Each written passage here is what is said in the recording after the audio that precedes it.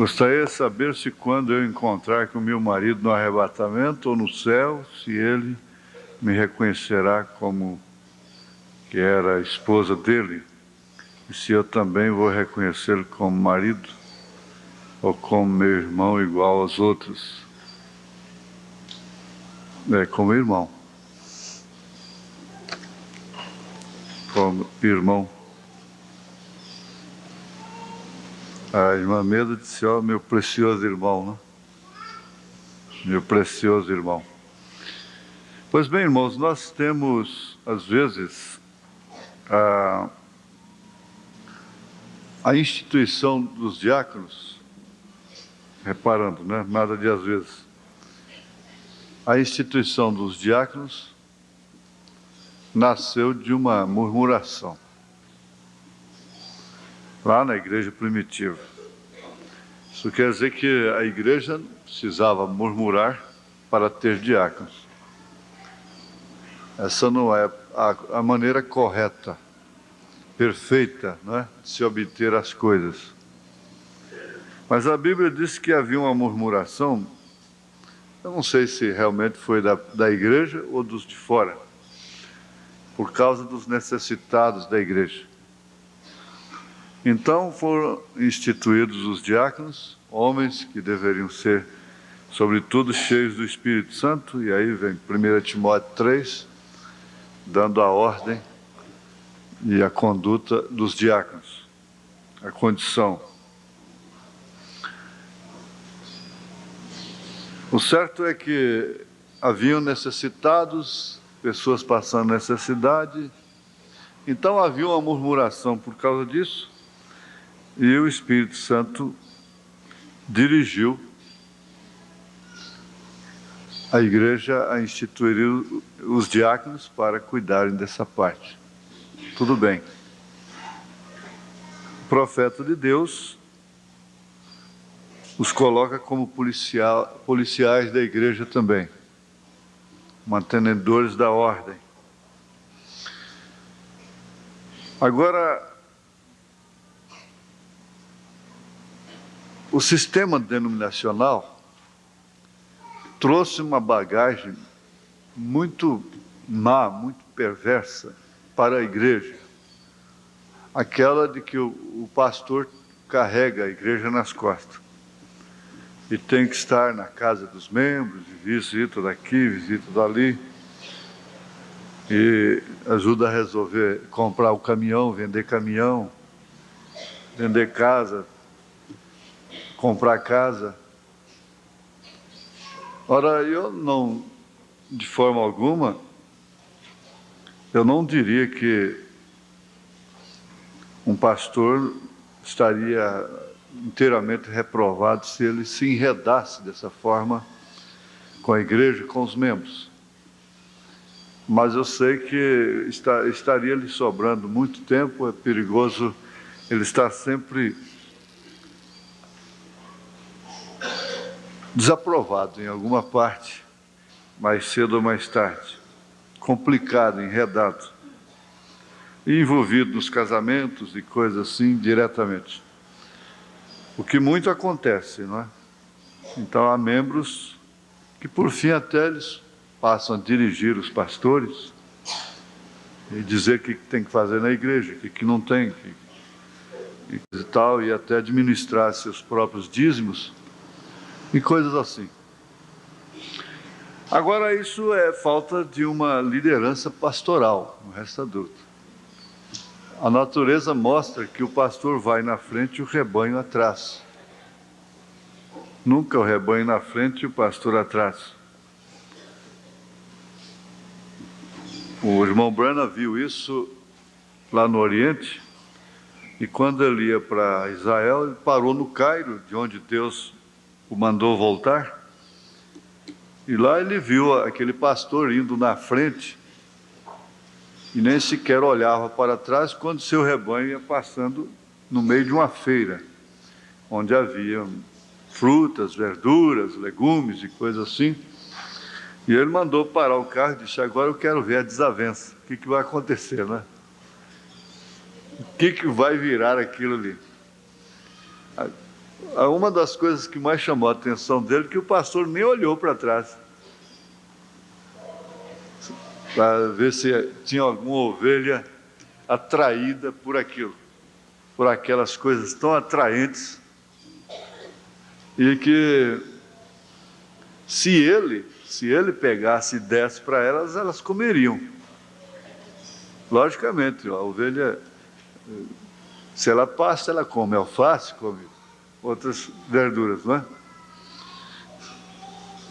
E isso aí foi um grande exemplo que ele tirou, é que nenhuma ovelha sequer saiu para um lado para pegar nenhuma daquelas coisas.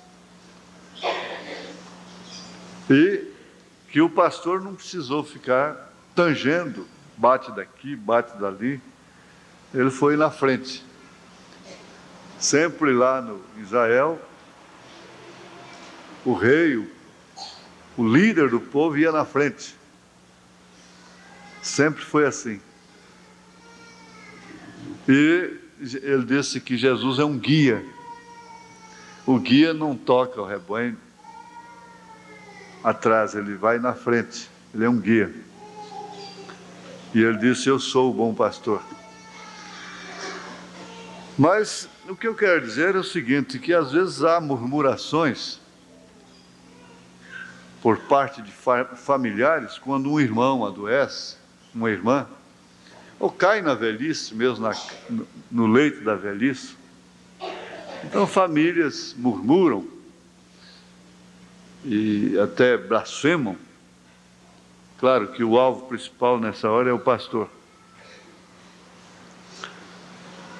Mas, se você deseja evitar aquele parente, família, blasfemar para o próprio bem deles,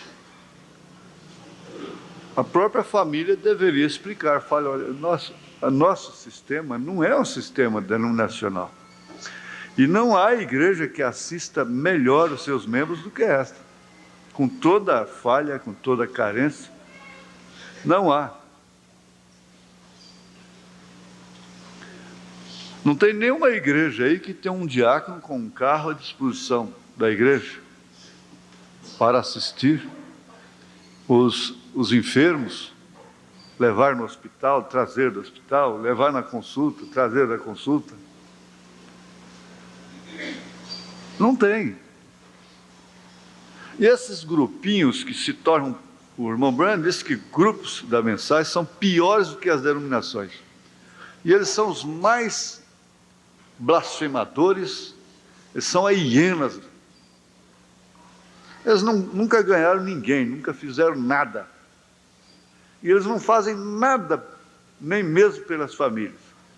Eles só sabem é censurar. Porque nós estamos num país cujo espírito é este. É murmurar, é queixar contra o governo, contra as autoridades, quando aqueles que realmente são sensatos, trabalhadores, não vivem murmurando, não vivem queixando.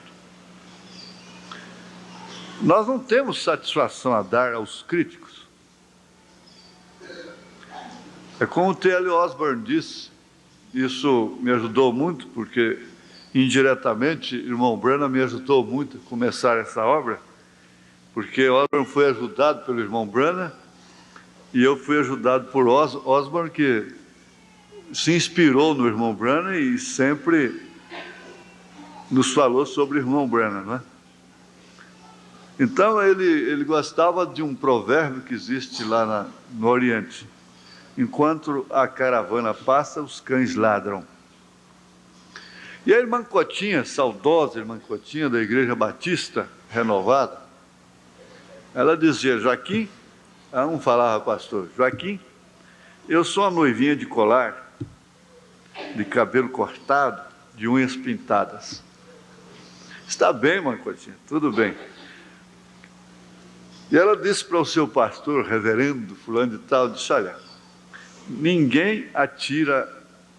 menino não atira pedra em árvore que não tem fruto. Se eu não tivesse realizado nada, ninguém estaria nos meus calcanhares. Eu não fiz nada.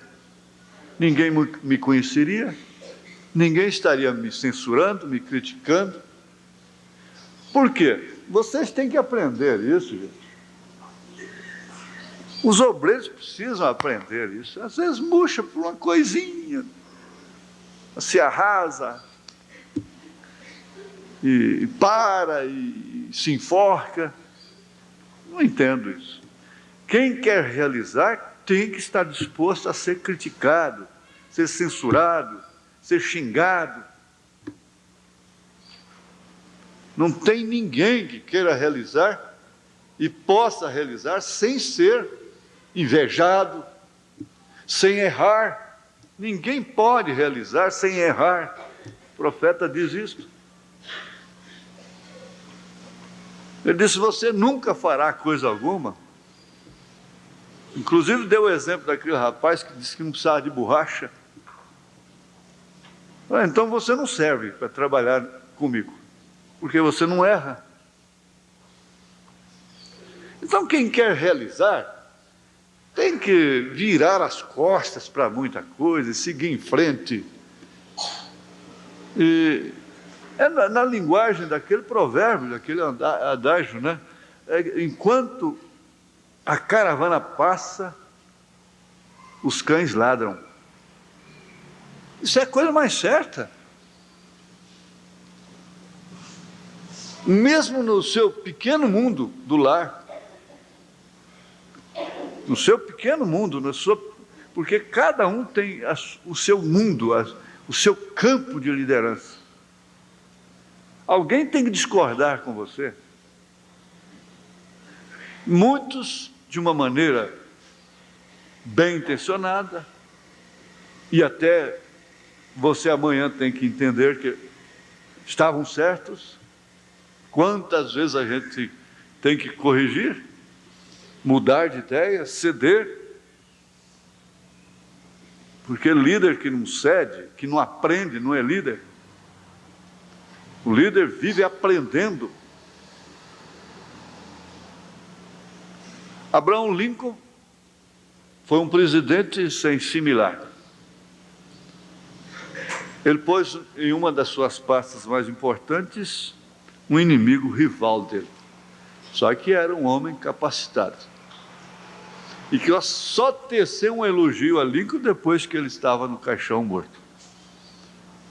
Mas ele nunca teceu um elogio a Abraham Lincoln. Mas Abraham Lincoln o colocou numa pasta muito importante. Porque ele conhecia em que espírito, naturalmente, aquele homem sabia olhar só, falar só do que estava errado, né? Tem gente que é assim, só sabe falar do que está errado. Você sabia disso? Chega assim, não encontra, ele não vê rosa no jardim, só vê espinho. O outro chega e só vê as rosas. E mete a mão, fura a mão, e fura o pé, e rasga a roupa, mas só está vendo rosas. E o outro que chega e só vê espinhos, não vê rosas. Eu não jamais quereria ser um desses, não é? Mas existem, e até eles serão benéficos dependendo da maneira que a gente os acata. Agora, a preleção, ela está aqui mais objetiva em sentido das famílias saberem também evitar determinadas acusações que às vezes as pessoas, muitas delas fazem porque veem lá fora como fazem e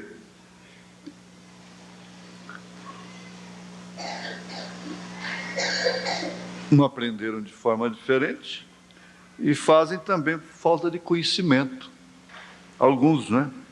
Fazem por falta de conhecimento de causa. Nós temos um diácono com tempo integral e esses homens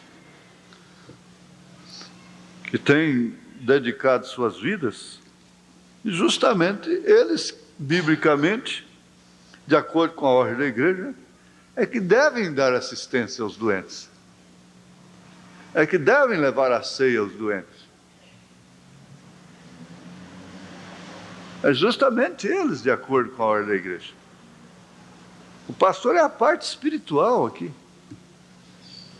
Tanto que você vem falar comigo de problema material, eu tenho que te encaminhar para a junta dos diáconos. O irmão Branham disse: a junta julga, tudo bem, é justo fazer isso. Agora ele disse: então vai para a administração. A administração vai dizer se a igreja tem condição ou não. É justo.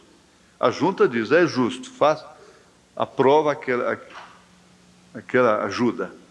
Agora, a administração é que arca com a responsabilidade da parte financeira da igreja, que tem o controle financeiro, que vai dizer se pode ou não naquele dia, se é na próxima semana, se é daí um mês, se vai ter condição de acordo com os compromissos da igreja, porque a essas alturas há muitos outros também, muitas viúvas e outros que são cadastrados na igreja. Agora, porque nós não tocamos trombeta. É por isso. Eu não tirei um grão de arroz da boca das viúvas para vestir esse terno. Um grão. Eles sabem disso. Nem para carro, nem para qualquer outra coisa. Nem mesmo da missão, do evangelismo, do rádio e de outras coisas. Nunca saiu. Você pode ver que nunca a igreja deixou de dar uma assistência para os seus necessitados, porque o pastor a endividou. Essa igreja não tem dívida. Sistematicamente, nós não devemos.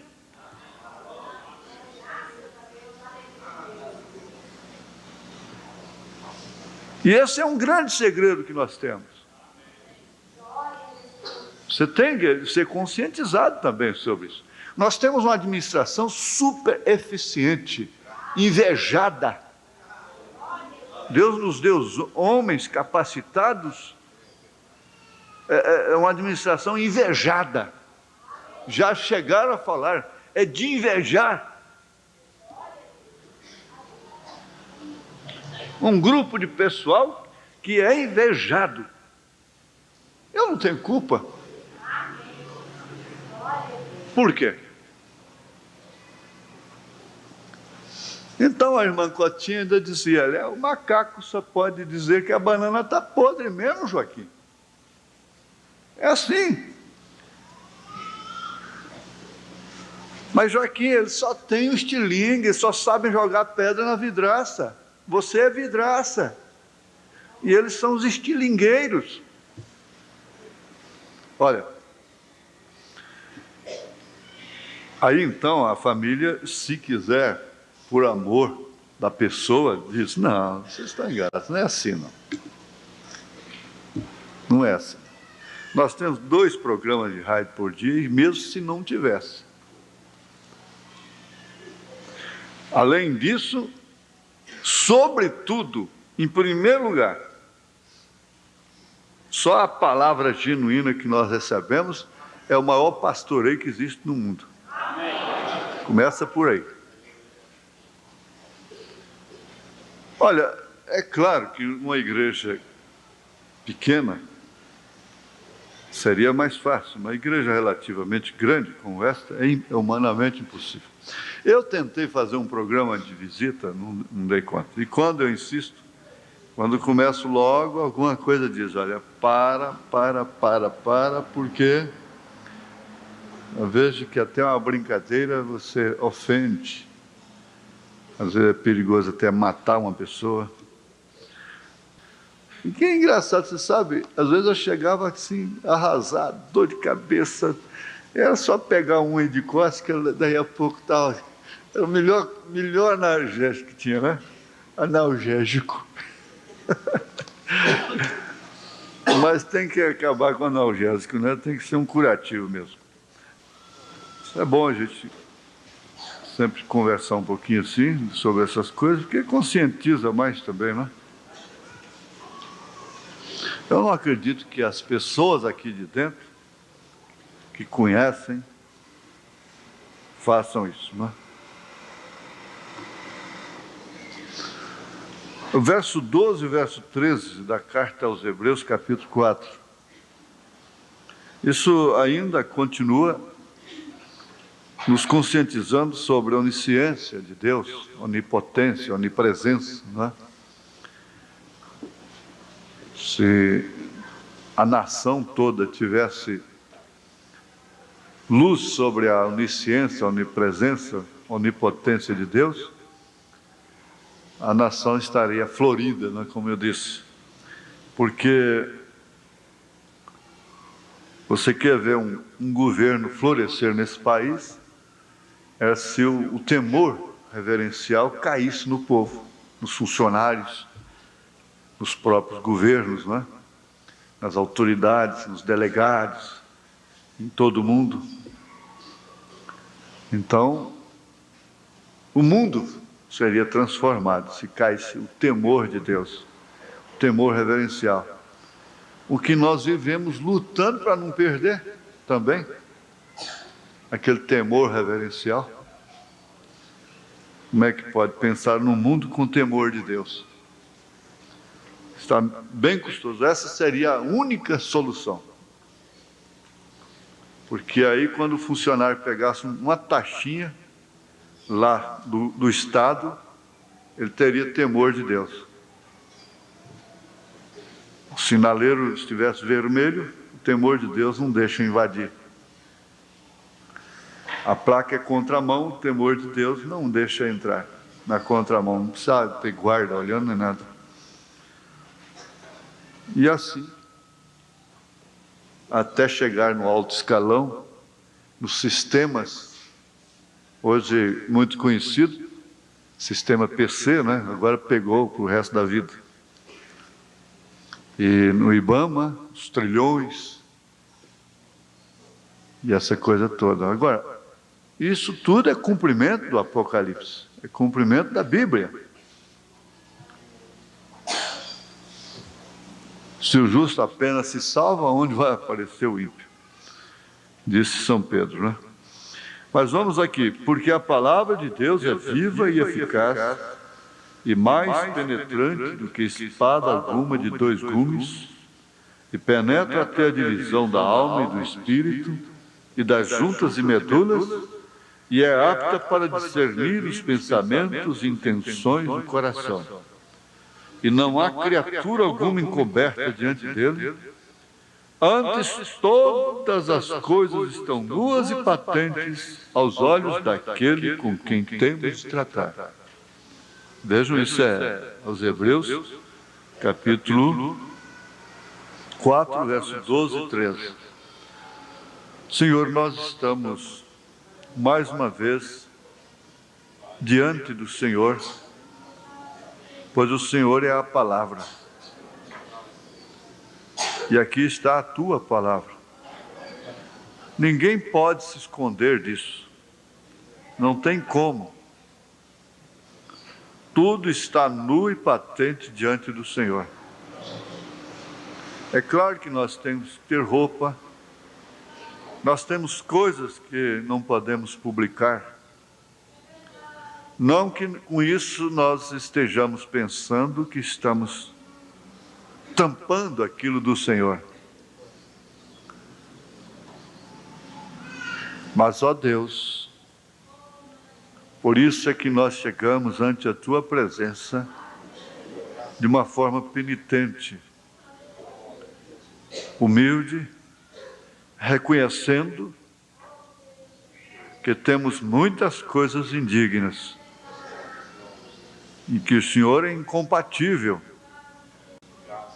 A natureza do Senhor é incompatível com essas coisas indignas.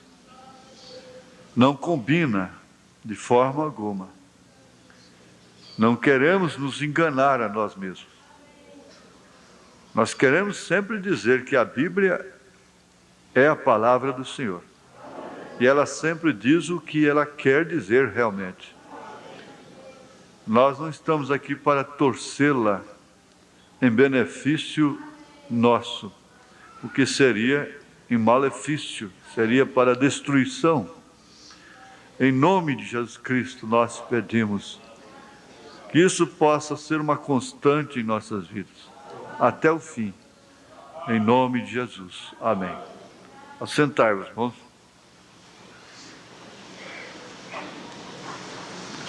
Eu gostaria de ver agora um teste de lembrança.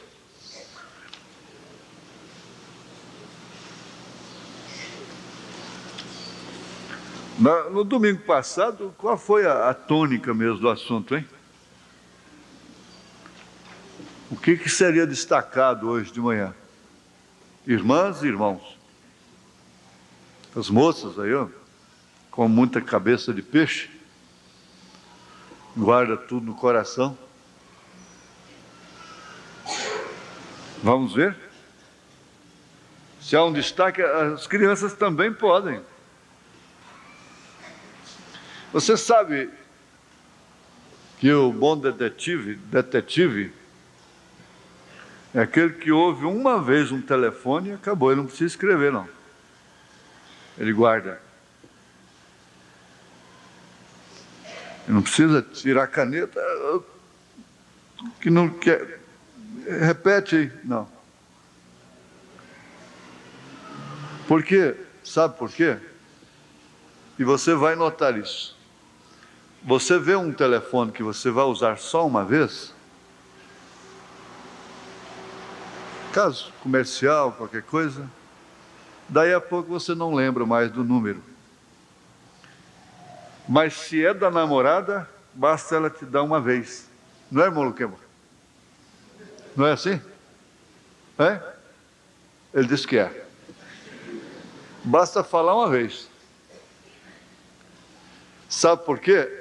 Aí nós vamos lembrar da fita. Você vai sempre lembrar daquilo, como o Monzeberto disse, né, que está até arrepiado. Ali, ó, ali dentro, houve o quê? Como é que foi? O que é que vocês lembram disso? Ou é amnésia? Só amnésia? O que é? O que é que foi destacado ali dentro do cérebro? Quando você vê uma coisa, o que aquilo te causa? Estímulo. Estímulo, justamente. Então você entendeu claramente, a moça, a irmã, entendeu o que aquele rachado na saia causa. Causa estímulo. Aquele decote causa estímulo. E aquele telefone, ele tem, o detetive, ele está tão estimulado,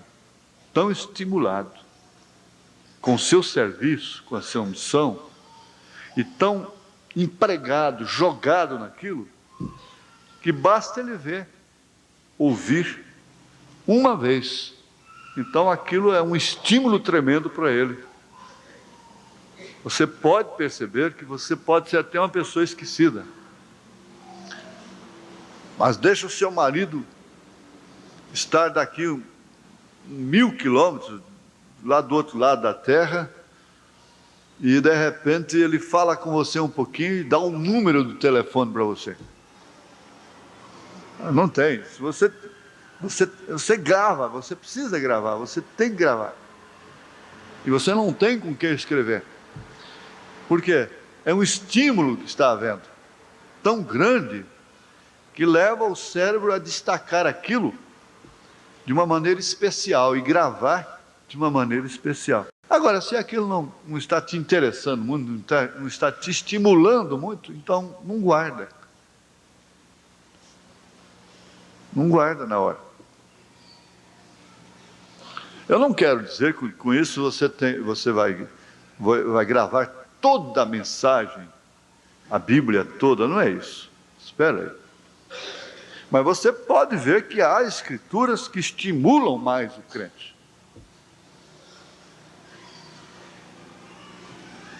E elas se destacam na vida daquela pessoa, como salmos, hinos. Você já notou que cada crente gosta especialmente de um hino? Desde a meninice da gente, quando a gente é criado na igreja, como eu fui, a gente tem hino que acompanha a gente a vida toda. Eles causam mais estímulos na gente. Então, a pessoa olha uma placa de um carro, sendo interessado, coisa e tal, uns têm muita facilidade, outros não têm tanta, não é? Eu, por exemplo, não sei. Eu não sei a placa do meu carro, quase. Eu preciso insistir. Um hino que você canta olhando na letra, você nunca aprende de cor. Você tem que ir cantando e tirando a vista e vai indo até você cantar sem olhar na letra. Mas se você cantar só lendo, você nunca aprende de cor. E a nossa tabuada era decorada. Eu lembro que eu já estava lá pelo terceiro, quarto ano e não sabia as 4 operações ainda. E naquele tempo era decorado. E tinha um pé de uma mamoneira muito grande no fundo do quintal lá de casa, que era uma chácara. Naquele tempo, as casas do interior, o quintal, os quintais eram chácaras. Banana, laranja, tudo, aquela fartura de frutas, não é? E eu, então, a mamãe me levou a sério nesse caso. Você vai aprender, e eu acho que a saída para a roça estava na promessa também. Você vai aprender a tabuada, ou então você não vai, além disso, vai apanhar e coisa assim, né? Ela sabia como fazer as coisas. E eu me lembro que eu subi naquela mamoneira, fiquei lá esganchado numa forquilha. 1 mais 1, 2, 2 mais 2, 4, 4 mais 4, 8. Era cantado, não era? Não era cantado? Isso tem mais de 15 anos. A irmã estranhou outro dia quando eu falei que tinha mais de 15 anos. Mas tem mesmo, irmão. Tem mais de 15 anos. Quando se cantava tabuada. Quem cantou tabuada aqui? Eu estou falando para você? Agora tem irmão que nem existia tabuada quando ele era criança, né?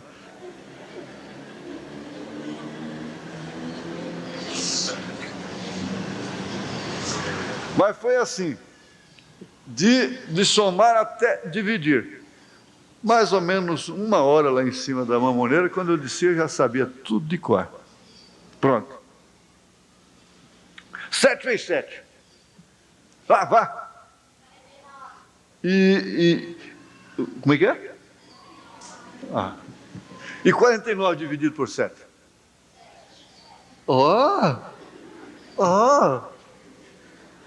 E 9 vezes 8? E 8 vezes 9? Engasgou. Engasgou, tá vendo? Isso aqui é o bom professor. 8 vezes 9?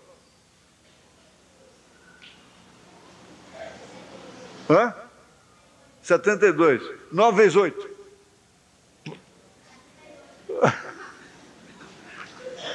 Isso é inverter, tá vendo?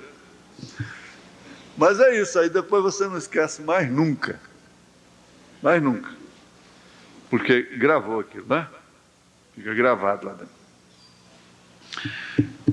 O que é que então nós vamos destacar hoje de manhã?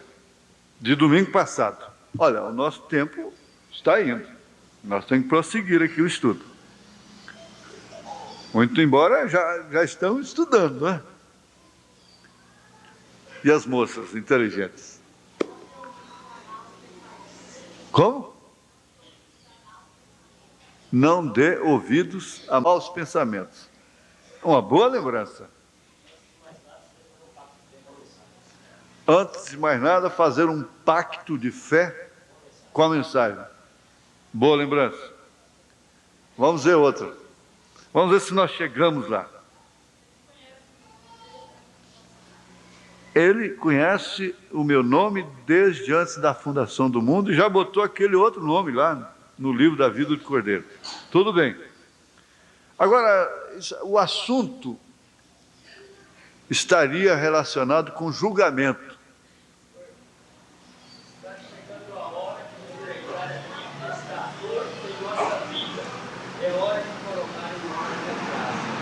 Está chegando a hora de consertar aquilo que está torto em nossa vida. Está chegando a hora de pôr a casa em ordem. De pôr a casa em ordem. Grande lembrança.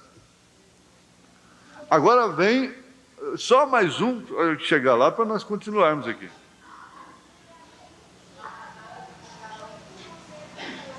Eu não escutei, irmã. Eu não escutei.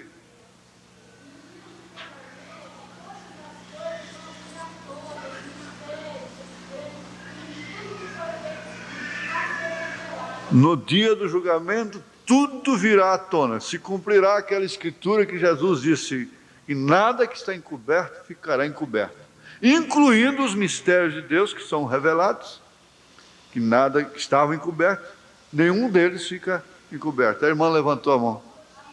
Como? Ah, muito bem. Chegou onde eu queria. Chegou. Os motivos serão julgados. Quer dizer, a irmã lá abriu o caminho para outra, né? Os motivos serão julgados. Esse ficou grifado com tinta vermelha. Se você quiser trazer a sua mensagem, a visão de Patmos, para a escola dominical, pode trazer. Só não acho certo, o irmão me perdoa, mas eu havia reunião de oração, enquanto todo mundo orando, o irmão lendo a Bíblia. Olha, sabe o que soa? Que você está chupando cana e assoviando ao mesmo tempo. Não, não é certo. Será que lê a Bíblia mesmo em casa dessa forma? Nós estamos numa palestra, você começa a ler a Bíblia, o pregador perde a linha até, ele fica até sem graça. Conforme o pregador, se não for maduro mesmo, ele perde o estribilho, ele pode até perder a mensagem. Por quê? Você está fazendo um estudo, a pessoa está lá.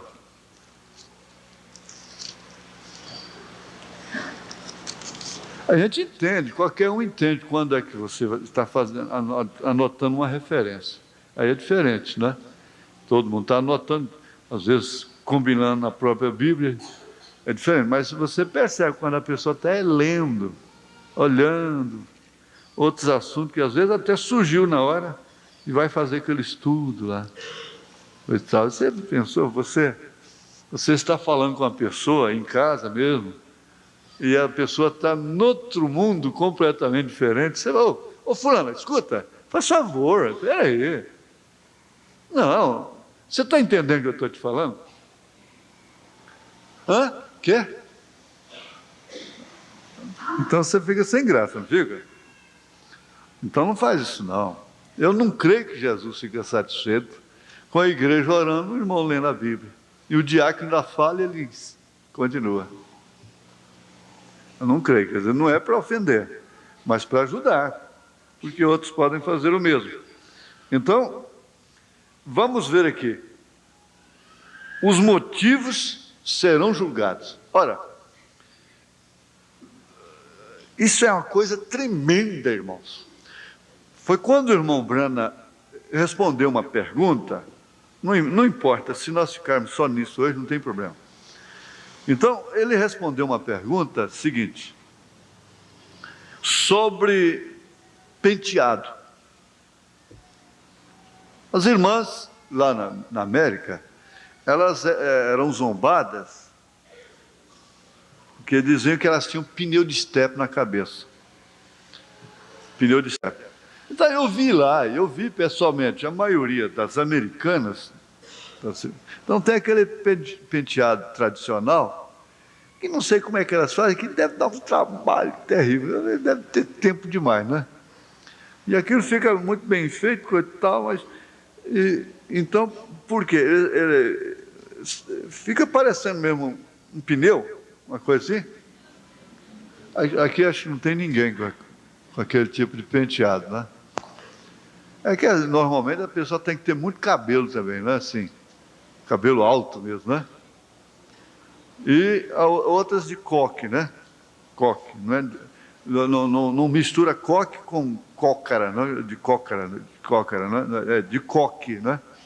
Coque na cabeça. Então eles falam pneu de estepe também, porque é sendo zombado. Agora tem aquelas apresentações muito, eu não creio, aqui não tem nenhuma irmã que se ajeite melhor possível que chegue àquilo que o profeta combateu. Não tem. Não tem, não. Vocês têm que entender o que o irmão Brana via naquela terra. É por isso que às vezes eu penso até em fazer certas montagens para conscientizar mais a igreja sobre o que realmente ele estava combatendo. Até dentro do casamento e divórcio, como já disse. O irmão Brana estava vendo tribunais com a mulher assinando o divórcio lá e o outro marmanjo mascando chiclete lá com a correntinha no pescoço, camisa aberta, esperando para daí 15 minutos a casar com ela.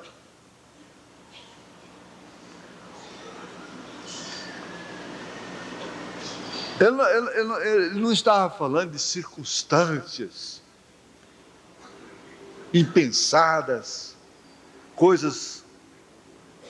Ele tinha que realmente entrar duro naquilo. É demais aquilo. E o Brasil já não está para trás daquilo. Então, ele disse naquela pergunta sobre penteado, uma delas, ele disse: irmã, não te pareças com o mundo. E ele foi mais adiante um pouquinho, ele disse assim: julgue os seus motivos e os seus objetivos. Porque você sabe, se você pede uma licença em uma repartição, em um órgão do governo, ou em uma empresa, seja o que for, os seus superiores vão julgar aquele motivo. A junta dos diáconos julgam motivos. Também elas têm que julgar os motivos. E os motivos vão ser julgados, ele disse. Ele está dizendo aqui. Então seria o fato de você próprio, nós mesmos, julgarmos os nossos motivos. Daí então é que viria aquilo que Paulo disse, que você chegaria até a evitar a aparência do mal.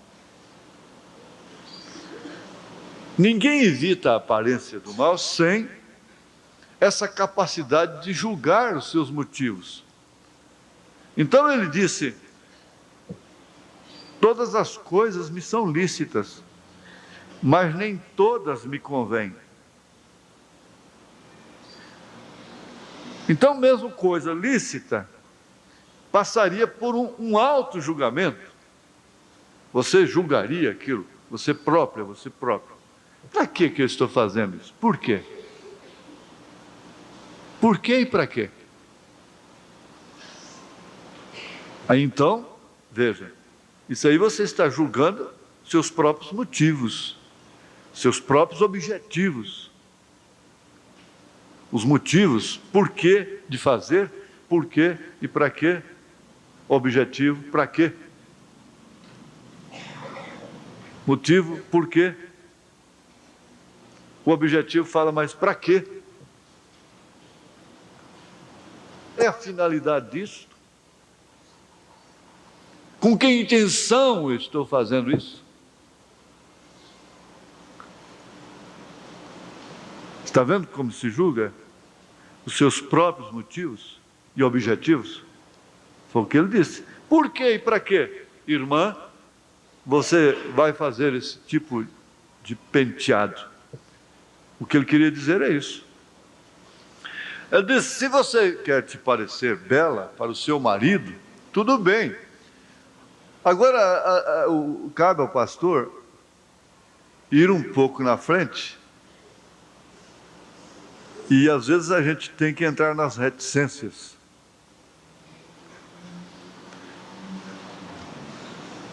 Às vezes a mulher está se vestindo e se portando de uma forma que o marido não gosta, e ela diz que é para ele. Ora, se é para ele, então ela procuraria, antes de tudo, descobrir o seu gosto. Agora, o gosto dele, ela sabe, ela conhece. Ele não é um rabugento. Eu quero mostrar para vocês ainda o que é um velho rabugento. Mas não é só velho que é rabugento, não. Você quer ver um homem ficar dentro de casa? Meu Jesus! Olha, você pensa assim, você acha bom o marido dentro de casa? Tudo é bom. Mas chega o dia e a hora que esse homem precisa estar no serviço essa hora. Da ontem mesmo eu estava comentando isso, né? Fala, não, irmão, o culto doméstico é 3 horas de culto.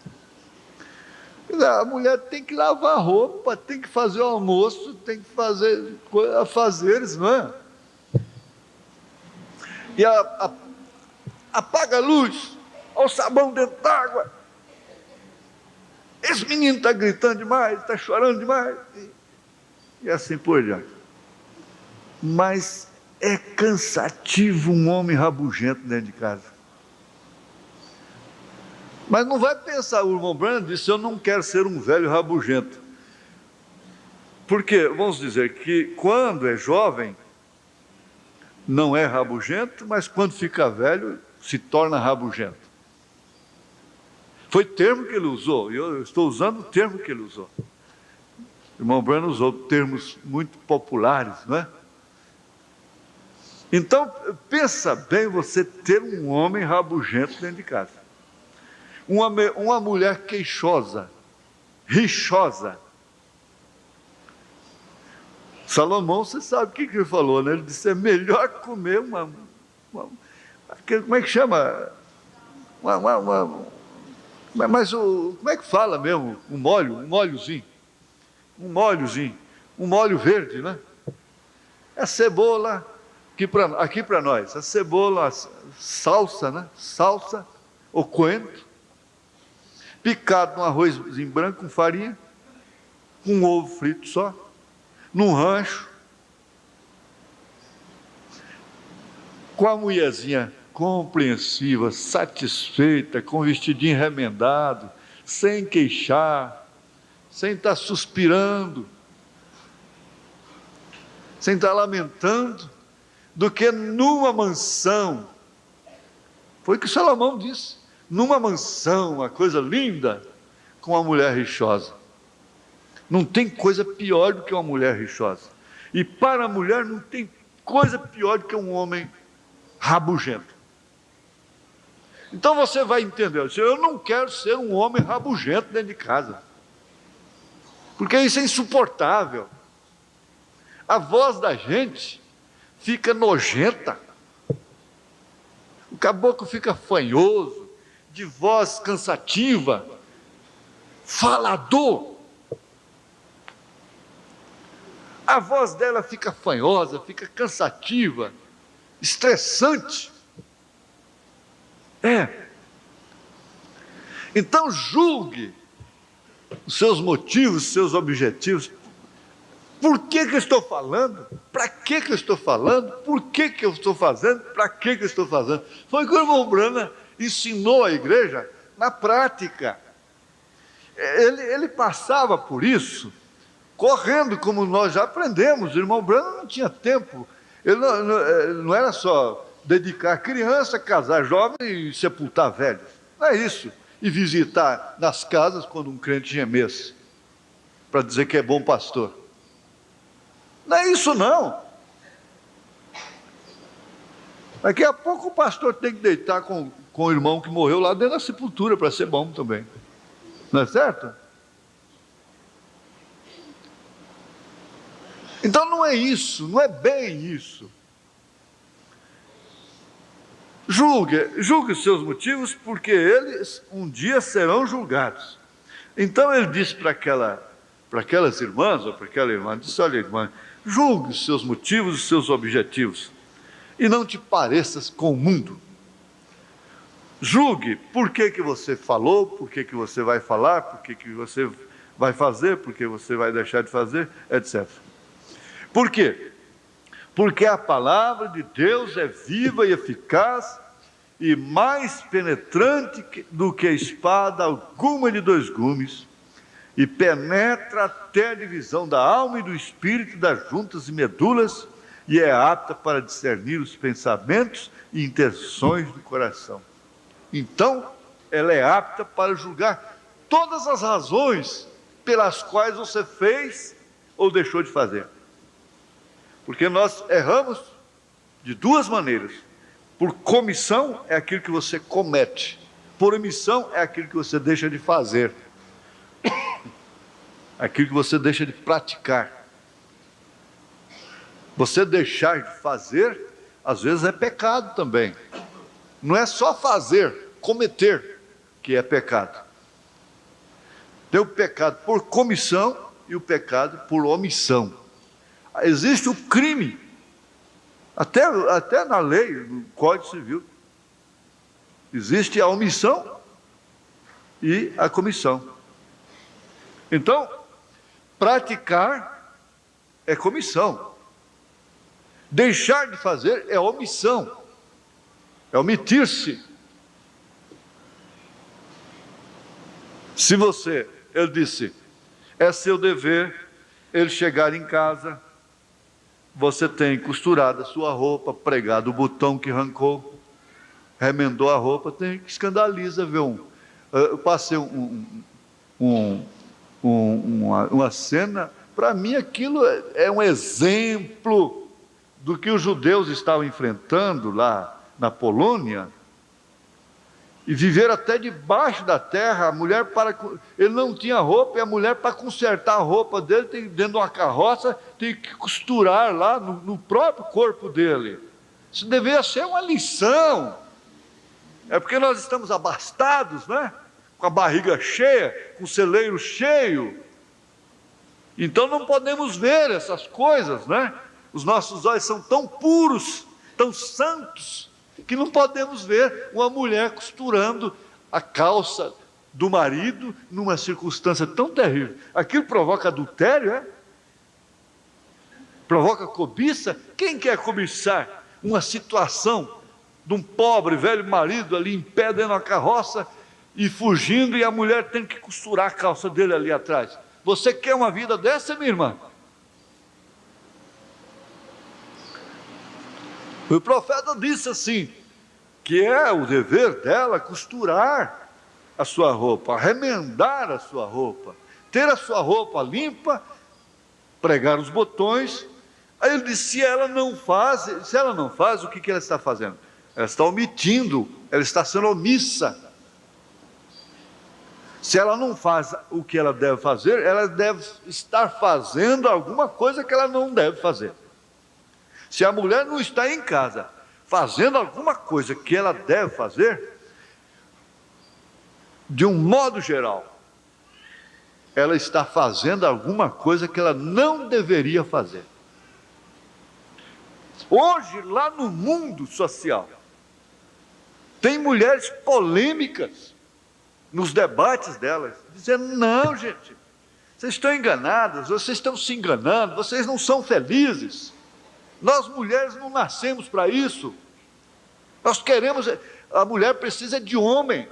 É homem mesmo, o homem é diferente da mulher, vocês têm que entender isso. Há mulheres que estão falando isso para elas. E vocês sabem que vocês não são felizes com essa igualdade, com essa emancipação, com essa independência. Vocês sabem que não são.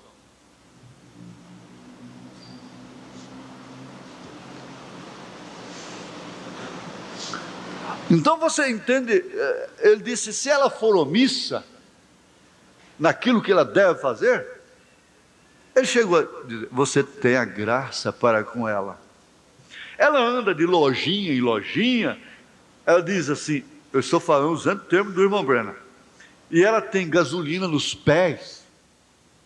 Isto que vale dizer, você deveria ter orado mais do que comido, mais do que dormido, para poder se casar. Em outras palavras, estava dizendo assim, não é? Ele diz, ela foi sua escolha, você escolheu esse tipo de mulher.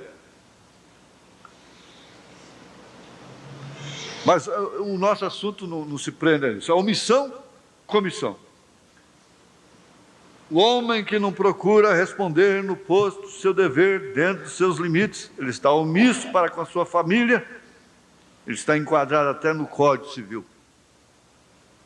Ele fica omisso para com seus filhos, está cometendo pecado, crime, omissão para com sua família. Omissão de socorro. O médico comete o crime da omissão. Agora, o que é que faz isso em nossas vidas e que julga de uma maneira tão impar, tão imparcial, de uma maneira tão correta, os nossos motivos e os nossos objetivos? É a palavra. Se você quer ter um julgamento preciso, não coloque a sua vida na mão de homem algum. Coloque a sua vida na palavra. Deixa a palavra te julgar. Você não correrá o risco de ser ajudado de uma maneira errada e depois se perder, cauterizar sua consciência e depois se decepcionar naquele dia.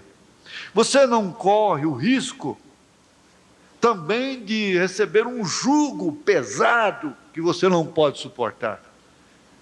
Nós temos medo da palavra, mas a palavra, ela não é um rei tirano, um ditador malvado, impiedoso. Não. Se a palavra diz não faças, e você faz, essa palavra tem um lugarzinho que ela diz assim, arrependa-te. Essa palavra tem um lugar que diz, o sangue de Jesus Cristo, seu Filho, nos lava e purifica de todo pecado. Essa palavra tem um lugar que adverte, que corrige, que previne, que alerta, que exorta, mas também que consola, que garante. Então, julgue a sua vida pela palavra. Somente pela palavra. E você não precisa de mais ninguém. Julgue-a pela palavra e pronto. E não tem que olhar aqueles que não fazem, que não estão julgando as suas próprias vidas pela palavra. Por quê? Quem julga a sua vida pela palavra, está julgando seus motivos, seus objetivos aqui, em tempo. A palavra, veja, Paulo disse que a palavra veio em poder como também em voz. A palavra sendo pregada, em realidade demonstrou a si mesma, como uma espada flamejante e aguda, foi às consciências dos homens e como bisturi. Você sabe o que o médico faz, o que significa? O bisturi está na mão do médico. Tirou as enfermidades e libertou os cativos. A palavra se torna impraticável para a gente que quer viver as duas vidas, que ainda está com amor no mundo, e que tenha, eu não quero dizer, veja, perdeu a responsabilidade trabalhar, de ganhar dinheiro, de sustentar sua família, de oferecer uma vida digna para a sua família, de usufruir do suor do seu trabalho. Não, eu não estou dizendo isso. Mas acontece uma coisa, que a arena, as fogueiras, a cadeia desse século, desta hora que nós estamos vivendo, é uma cadeia circunstancial, mas é uma circunstância que combina plenamente com os nossos motivos e objetivos carnais. Essas arenas que os crentes enfrentam hoje, as fogueiras de hoje, preste bem atenção nisso, vai gravando aí para depois você lembrar, se tem que escrever. Eu sei que a pessoa, estando ouvindo com atenção, ela pode sair ali fora e já não saber mais, mas Jesus disse que o Espírito Santo fará ela lembrar na hora que ela precisar. Tá certo? E a gente entende que quando a pessoa está ouvindo com atenção, com interesse, ela pode não saber nem repetir depois. A gente faz esse teste, essa lembrança, para receber ajuda, e é escola, isso é escola, não resta dúvida. Mas não vamos julgar que a igreja, por não saber repetir tudo depois, ela não guardou. É como a música, o mal lá, até a criança que está no ventre recebe. A coisa boa, a pessoa recebe também inconscientemente, o inconsciente grava. E por isso Jesus disse que não era para perturbar, preocupar, que na hora o Espírito Santo faz aquilo aí, não é? Então, guardem isso. A circunstância, veja, as arenas, as tentações, as fogueiras de agora, são circunstâncias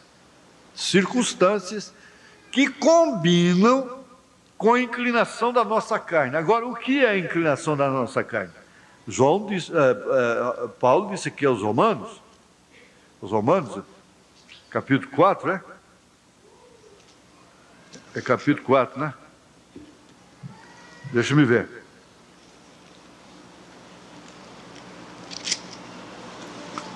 Deixa eu ver aqui. Não é o 4. É o 8, né? Vocês têm que me ajudar. Está aqui. É o 8. Aos Romanos, capítulo 8, versículo 7. Então, vamos ver aqui o 5. Porque os que são segundo a carne inclinam-se para as coisas da carne, mas os que são segundo o Espírito para as coisas do Espírito. Agora é Paulo falando, né?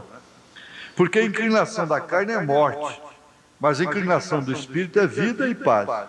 Porquanto a inclinação da carne é inimizade contra Deus, pois não é sujeita à lei de Deus, nem em verdade pode ser. Olha, um exemplo é o controle de natalidade. Então é sabido hoje que por causa da alimentação degenerada, adúltera que nós temos, adulterada, não é? Então as mulheres não têm mais condição uterina para criar mais de 2, 3 filhos.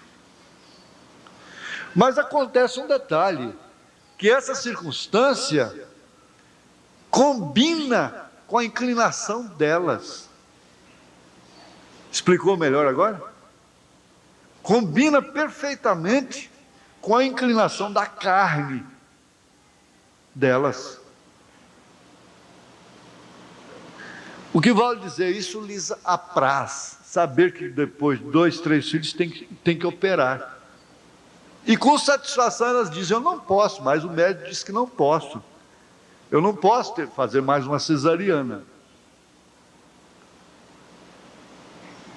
O mundo se povoou sem cesariana, porque quem fez cesariana foi César, lá em Roma. Ele rasgou a barriga das mulheres, da própria mãe, não é?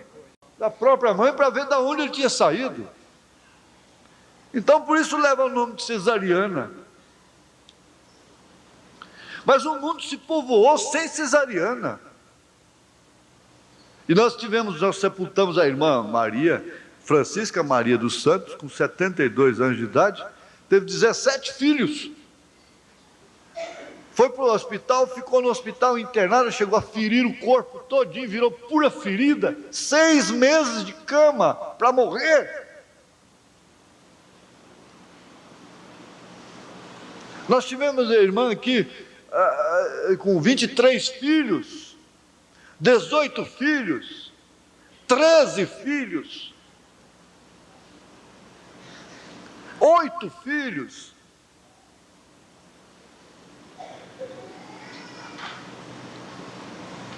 Mas hoje, dificilmente uma mulher pode ter 3, 4 filhos sem a bendita cesariana.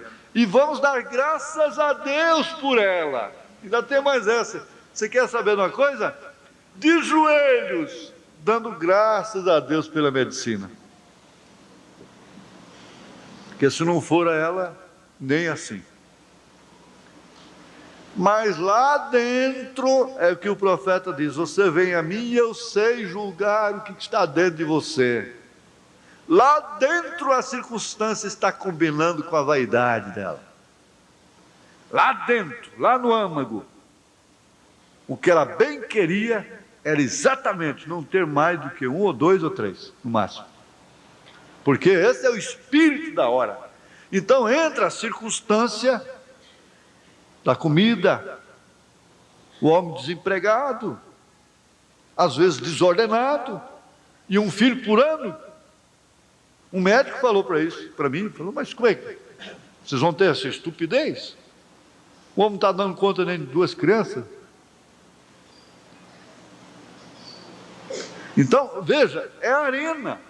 Só que a arena, a fogueira, está combinando com os motivos, com os objetivos. Qual é o objetivo? Se vocês querem ser boas matrizes, vocês não vão tomar gelados, vocês não vão comer arroz branco, não vão ficar tomando esses refrigerantes malignos, vocês vão usar as coisas naturais, arroz integral, mas não gosto. Açúcar, rapadura, açúcar de forma, mas não gosto, é feio. Mas não querem cuidar disto. Não querem. A coisa anda dessa forma. Esses são os nossos motivos. Esses são nossos objetivos.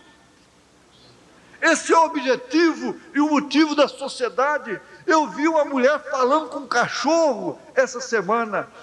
Já, filhinho, mamãe vai te pegar. Mamãe vai te pegar. Que dá vontade de vomitar. E apanha o cachorro e beija o cachorro, lambe a boca dela.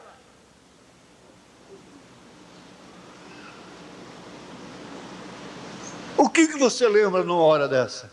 Você tem que lembrar do seu profeta. Não tem jeito, tudo isso vindica o profeta. Agora vem um denominacional lá dizer para você que ele é falso mais. Porque tudo que você viu na mensagem, você está vendo aí, se cumprindo. Não adianta. Gente, nós não estamos aqui condenando, porque nós estamos nessa situação, nós estamos nessa situação, nós estamos nessa arena. Nós não estamos condenando a ninguém, não.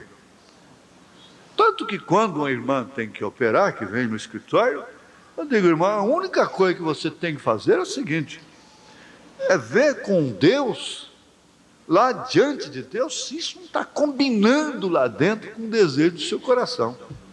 E o seu caso também não deve ser somente por a mente de um médico moderno, que está empenhado em controle familiar.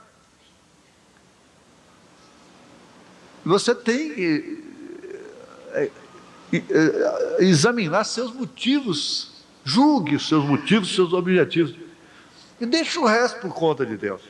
O irmão Branda disse que não mataria uma mulher por causa de uma próxima criança. O julgamento, de uma forma generalizada é esse, mas o caso de uma irmã não serve para outra. Cada caso deve ser estudado particularmente. Mas, de uma maneira generalizada, você se lembra, julga o seu motivo, seus objetivos primeiro. Porque você vê que é uma circunstância imperiosa. É imperiosa. Se a mulher tem condição de criar, mas o homem não tem condição de criar. Porque a mulher tem que ter condição de criar para dar à luz. O homem tem condição de criar para dar o quê? Sustento, crescimento. Ela não pode fazer mais do que dar à luz. Conceber e dar à luz. Então, veja se é uma fogueira ou não é. Veja se isso é uma arena ou não é.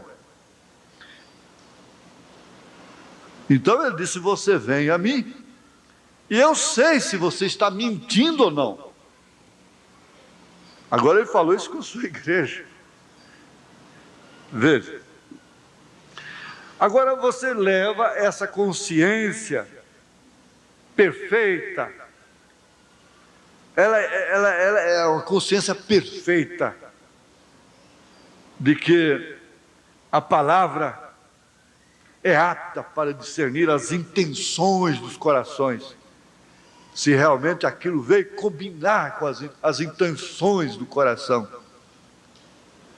Uma irmã que por um motivo relevante tem que cortar seu cabelo por ordem médica, expressa, comprovada com experiência. Se irmã, se isso combina com o desejo do seu coração, aí é onde Deus vai te julgar pelo desejo, pelas intenções do seu coração. Agora, se cortar o cabelo para você significa tanto quanto cortar uma perna, um braço, arrancar um olho, então, o que nós temos que fazer? Nós temos que orar, levar num nível de fé mais alto e confiar no médico. Tem que confiar no médico.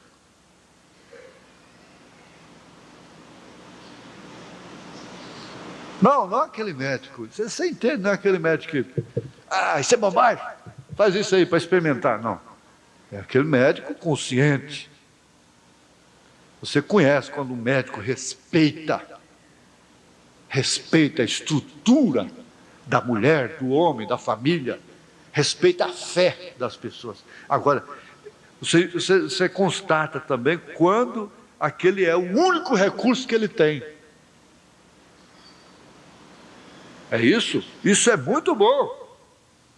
Agora veja, a palavra sendo pregada, em realidade demonstrou a si mesma como a espada flamejante e aguda, foi às consciências dos homens e como bisturi, tirou as enfermidades e libertou os cativos. Por onde quer que fossem aqueles crentes primitivos, saíram pregando o Evangelho. A palavra é a única coisa que eles sabiam fazer. E Deus confirmou aquela palavra com os sinais que seguiam. Os enfermos foram curados, demônios foram expulsos e falaram em novas línguas. Isso foi a palavra em ação. Essa palavra nunca tem falhado na boca dos cristãos. E nesta última era está aqui em forma maior e mais forte que antes. Na verdadeira noiva da palavra. Pequeno rebanho, vocês que são apenas uma pequena minoria, mantenham-se com a palavra, encham suas bocas e seus corações dela. Encha as suas bocas e seus corações dela. E algum dia Deus lhes dará o reino. O reino. Aleluia. Amém.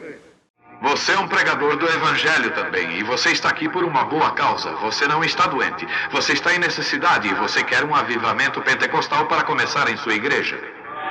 Todos nós queremos isso. Vamos todos ficar de pé.